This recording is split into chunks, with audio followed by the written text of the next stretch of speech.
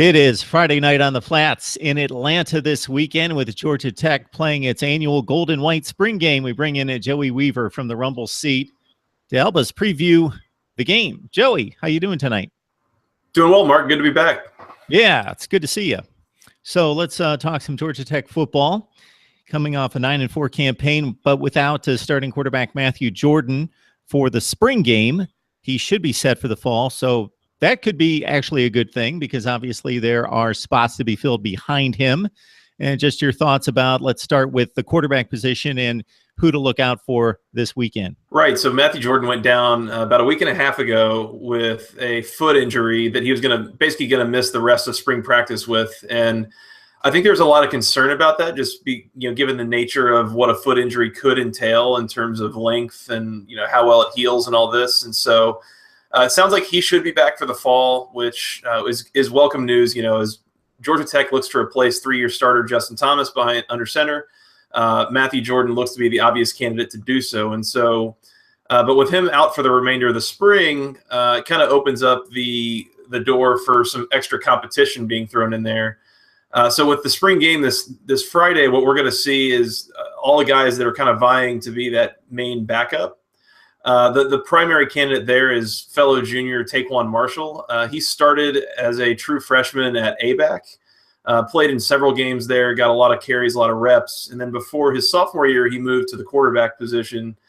He played a lot of quarterback in high school, and so it's not like just some random running back that they thought might be able to play quarterback. I mean, he's a guy that has experience passing the ball and can do all the things that they need him to do, just need to get used to the offense and everything like that. So Taquon Marshall's probably the prime candidate. He should be running the first team offense Friday night, at least from the get-go, and you might see other guys kind of cycle in throughout the game. But he's the first one I would watch out for. He's going to compare pretty closely to Justin Thomas stylistically. He's not a big guy. He does the best job operating on the perimeter out in space, everything like this. It looks like he throws the ball pretty well. It had a lot of highlights of him throwing the ball the last couple weekends and Saturday scrimmages and such. So keep an eye out for Taquon Marshall. The other two guys that you're going to see at that quarterback position are Jay Jones and Lucas Johnson. Both the guys were in the 2016 recruiting class, and then they sat out the fall last year as redshirts. So they're both going to be redshirt freshmen this fall. Jay Jones comes from Alabama. He's a really, really good athlete. He's probably the best pure athlete of the group within the quarterback group. And so he has some big play potential on the outside. He can do some things. It's more a matter of whether he can get the reads right, how well he does it passing. And then Lucas Johnson, also a redshirt freshman. He comes from San Diego, and he's probably the best passer of the whole group. And so the question then becomes, what he brings in other phases. So Taquon Marshall, very experienced and probably the quickest and the easiest adjustment from Justin Thomas.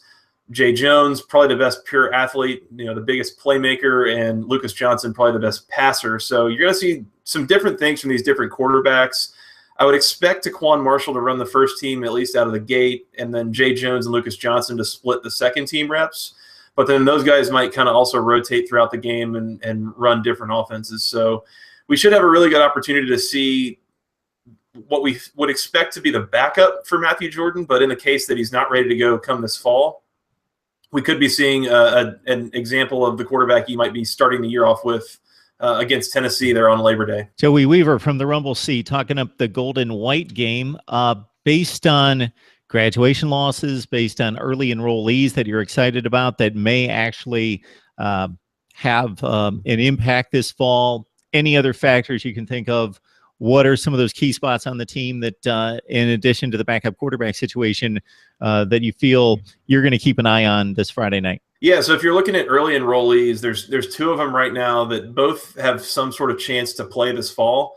Both true freshmen being Gentry Bonds and Jaylen Askew, both quarterbacks, are playing in the secondary in some capacity. The secondary right now has lost a lot of depth this offseason. They haven't lost any starters. It should all look the same on the surface. But as far as the first, second guys off the bench, especially at the cornerback spot, there's a lot of new faces you're going to see this fall. And Bonds and Askew might be two of them. They might be playing a lot of true freshmen there in depth situations. So Those guys might be showing up in the spring game. Those are the ones I would be looking out for primarily in terms of youngest players. But the other big spots to replace, one of them is at center is Kenny Cooper is probably going to be taking the reins there. He's got to replace Freddie Burden, who was also a 3-year starter and might be making it into the NFL. We'll have to see. Kenny Cooper also played a decent amount, in stepping in for Freddie Burden there throughout the year as Burden went down with injuries and such. And the Virginia Tech game, in fact, that Matthew Jordan, played and won for Georgia Tech, he was playing with Kenny Cooper under center as well. So those two have already worked together. You'll see him starting with the first team offense this Friday. On defense, the guy that you're going to look to hopefully to replace Pat Gamble is some combination of Desmond Branch and Brandon Adams. Brandon Adams, Tech fans will remember, is a huge body. I think he came in as a true freshman, about 6'2", 340, something like that. Really big body that they haven't had the likes of that in the defensive line recently. So stamina is a bit of an issue for him, obviously at that size, but he might be stepping in and playing some on the defensive line. So keep an eye out for him. Desmond Branch, on the other hand, a little smaller defensive tackle. I saw something this week that he's at 270, 275. He probably needs to put on another 10, 15 pounds, but very athletic and can kind of rush the passer maybe in the same way that Adam Gotsis could a couple years ago or something like that. So keep an eye on there for on defense, particularly the defensive tackle spot. And then also look out for linebacker where they got to replace PJ Davis. Guys like Terrell Lewis and Vic Alexander are probably the primary candidates there.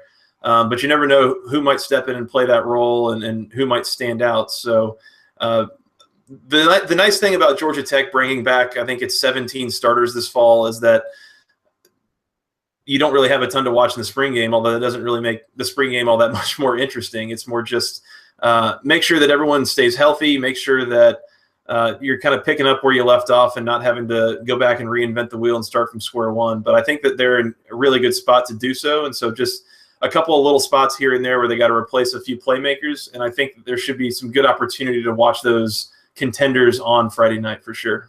So your comment about 17 starters coming back in the fall indicates to me where you're going in answering this next question, but I'll throw it out anyway. Clemson, Florida State reload. They expect the next group of 4 and 5 stars to come in regardless of who they lose. On the other end of the spectrum, you've got Wake Forest. You've got, in recent years, Virginia, although I think that's a different situation. You've got Wake Forest. You've got Syracuse. You've got Georgia Tech somewhere in the middle where we have definitely seen the good, and then we saw bottom out 2 years ago in 2015.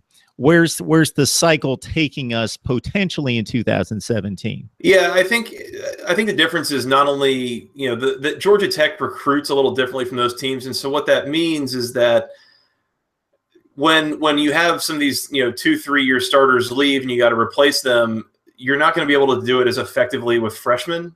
What you're hoping to do is replace them with sophomores and juniors. And I think Georgia Tech is in a much better position to do that this year.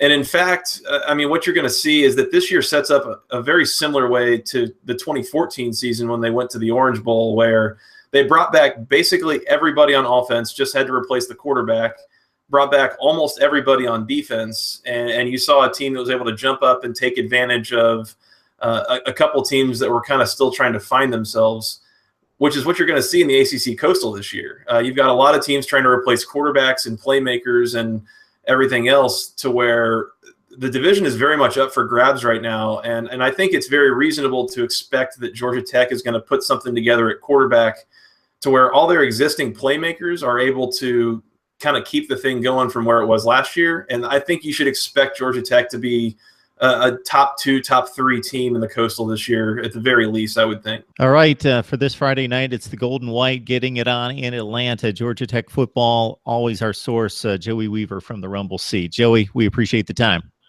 Always a pleasure. Thanks, Mark.